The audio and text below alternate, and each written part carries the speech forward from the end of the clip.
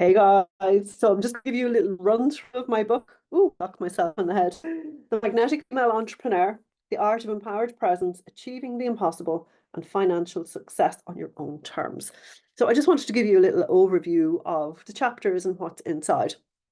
So we've got four different sections. So section one, your secret sauce. So this section is about uncovering what makes you extraordinary. So there are often qualities and experiences we overlook, but they form the foundation of your confidence and your success. So by exploring your past, identifying your superpowers, and understanding your personal brand archetype, you'll gain crystal clear clarity on why you're the perfect person to do what you do, and this becomes your solid ground, your anchor on moments of doubt. So, chapter one is treasures from your past. So, we dive into your past to uncover the golden threads that have shaped who you are today. These hidden treasures will reveal the unique experiences and insights that set you apart from everybody else. Chapter two, we look at your superpowers. So, we identify your core strengths and we explore the dark side of those core strengths because taken to their extreme, they can hold us back. So that's a fun part of this chapter. And it helps you, this chapter helps you to leverage your zone of genius while staying mindful of potential blind spots. Chapter three is your personal brand archetype.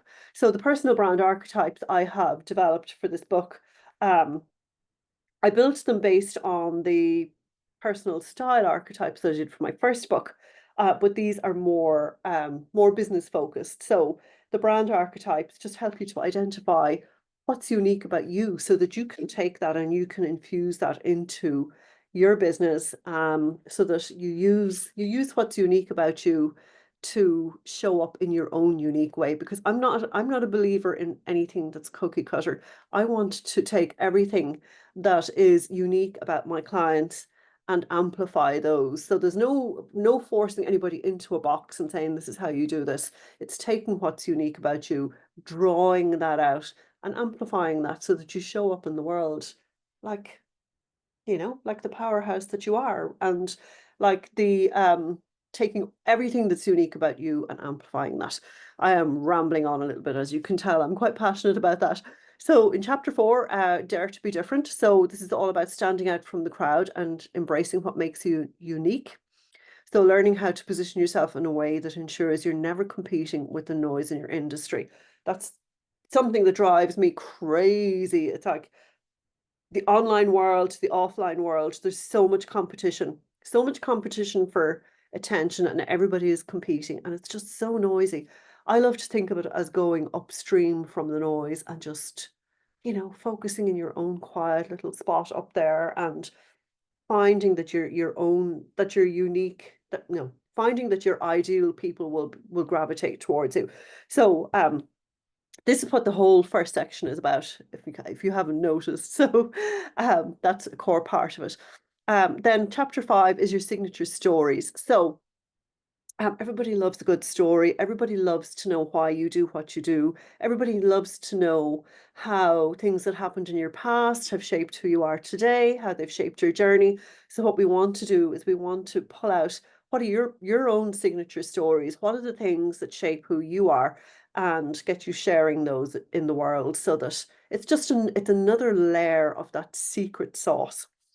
And then in chapter six, it's just your secret sauce finder. It's about pulling all of that together. So section one is very much about finding out what's unique about you, so that it builds a confidence in you that becomes unshakable and unstoppable, so that it's almost like you're homing ground. So whenever you feel a wobble, that it's like you remember all of the things that you've pulled out in this section of the book.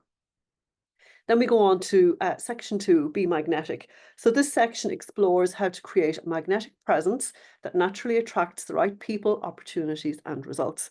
Through clarity of purpose, intentional evolution, and unwavering alignment with your vision, you become a force to be reckoned with.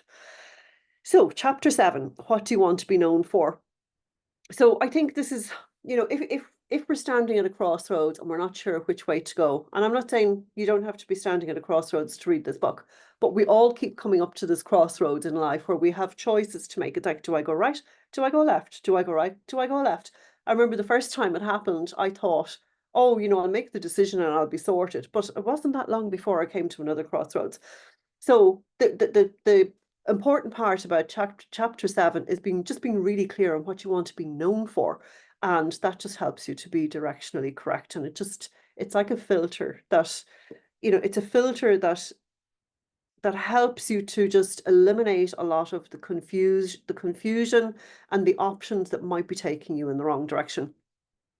Then chapter 8, 1 degree pivot. This is a fun chapter. It was actually a chapter that got added in when the whole book was written, because I was sitting on a beach in Kerry and sitting there just pondering what would happen if I sailed straight across the ocean. Where would I end up?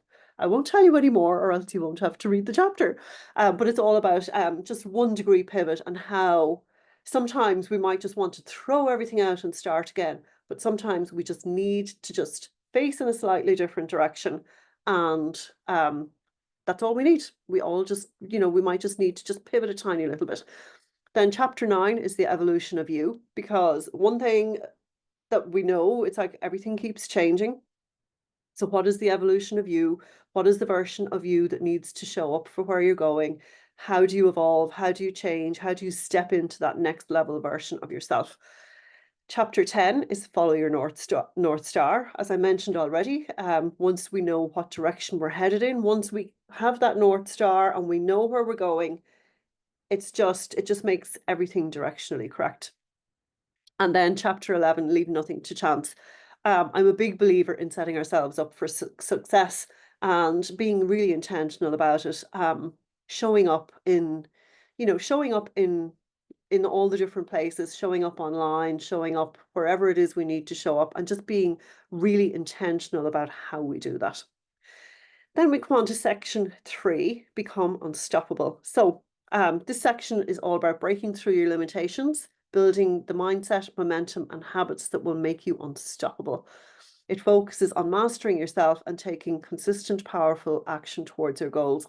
So chapter 12, get out of your own way.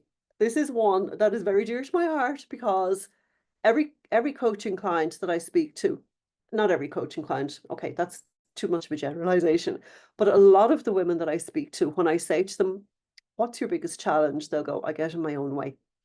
And we're being very hard on ourselves when we say that, because if you really dive into it, it's like it's all of the responsibilities that we have as women that can get in our way and just create these roadblocks. So what we want to do is we want to identify and eliminate these self-imposed barriers that hold us back, so that we can step into our power. Chapter 13, the power of mindset shifts. So how changing your perspective can turn challenges into opportunities and fuel your confidence and resilience. Chapter 14, quick wins for immediate impact. So I'm all about quick wins and finding those quick wins everywhere. It just means that it can turn any day that's, you know, even the most disastrous day, we can turn some quick wins just by being really intentional about those. Chapter 15, self-care, your first priority. Now, I could write a whole book on self-care being your priority, but I just wanted to put this one chapter in here, because a lot of what's in this book and the pace that I move at and the pace that I help my clients move at, it's like, if I'm going to catapult people to their next level of success, we're going to be moving fast.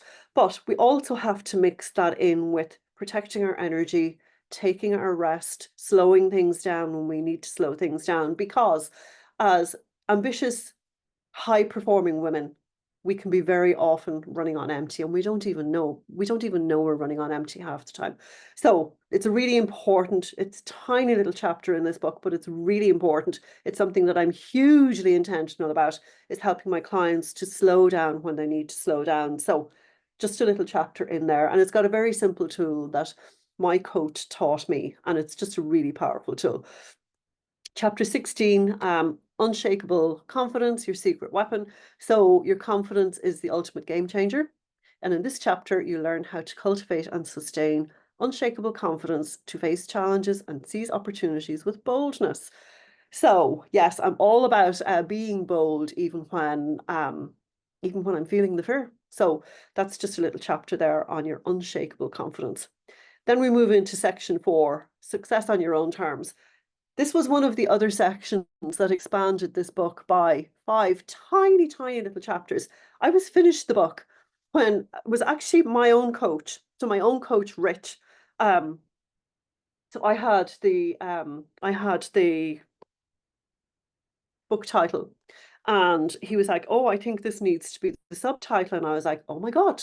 So this was a reflection. So this was him reflecting back to me what he saw in me, what he saw in what I do with my clients. So I dived in and I wrote this section as well. Now it is a tiny little section. It just tips on these things. It doesn't do deep dives into any of them. But it's just really important because I'm all about achieving success on your terms. So, I don't care. Like, a lot of people will measure success on how much money they're making. That's not really a measure. I know what I need to do, but it's like their version of success is not my version of success.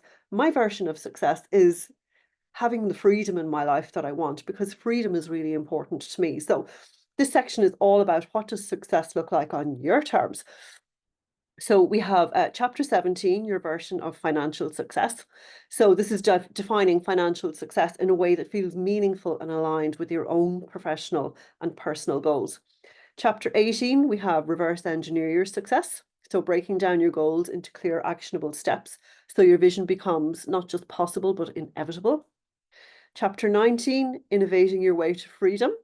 So this is about exploring how to use creativity and boldness to carve a path uniquely suited to you, staying ahead of an ever-changing world, because innovation is just so important, and it's a habit that we can cultivate. So you might go, I'm not a creative person, I'm not an innovative person, but you can actually train yourself to be innovative, and it's really good to just do it in small ways so that when you need it, that you can just pull on that skill that you've already developed. Chapter 20 is evolving your vision. So your vision is a living thing, and this chapter helps you to refine and expand it as you grow, ensuring that it continues to inspire and guide you. Then chapter 21, the magnetic code. So this is just about pulling it all, everything together in the book into 10 guiding principles of being magnetic. So it's just a powerful reminder to keep you aligned, keep you focused, and keep you on track as you move forward, ensuring that your success and impact continue to grow.